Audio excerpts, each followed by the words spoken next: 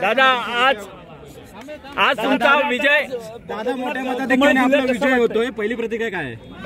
पहिली प्रतिक्रिया ही आहे, माझा मोबाईल खाली घे. मोदी साहेब पंतप्रधान यांच्यामुळे माननीय अमित शाह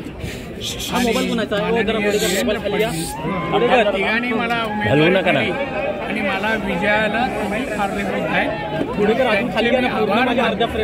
त्यांना धन्यवाद देतो.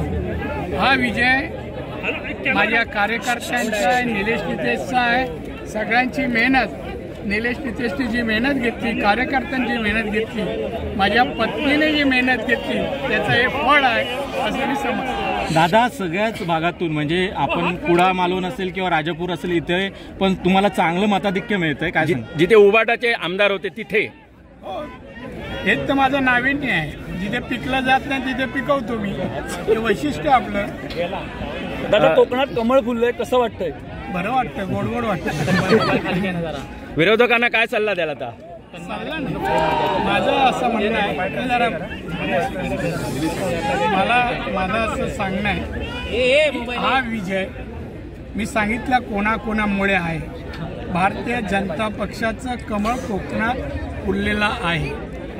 ज्याने अपशगुन केला त्यानं मला सांगायचं, अब की बार आने वाले चुनाव में मेरी बारी. भाई दादा, दीपक केसरकर असतील किंवा उदय सामंत असतील यांच्या मतदारसंघात तुम्हाला चांगलं लीड मिळतंय, त्यांना धन्यवाद देतो. दीपक केसरकर एक नंबरला आहे, हा उदयही आहे. तर या दोघांनी माझ्यासाठी मेहनत घेतली, परिश्रम, त्या विजयामध्ये त्यांचा सिंहाचा वाटा. आता मुंबई महापालिका निश्चित मिळणार. जिल्हा परिषद आहे, पंचायत समिती आहे, मुंबई सगळं मिळणार. कोकण जिथे तिथे सर्व काय. राणे साहेब, तुमच्या रूपाने कोकणाला 39 वर्षानंतर कमळ फुललेलं आहे. तुमच्या रूपाने 39 वर्षानंतर 39 वर्ष खतपाणी घालत होतो, त्यामुळे 39 वर्षानंतर आलं कमळ, चांगलं आलं. ठाकरेंचे दोन्ही उमेदवार ठाकरेच्या दोन्ही उमेदवारांचं पानिपत झालेलं आहे. दोन्ही उमेदवार मोठ्या फरकाने पराभूत झालेले आहेत. एवढ्या चांगल्या क्षणी हे नाव का घेता?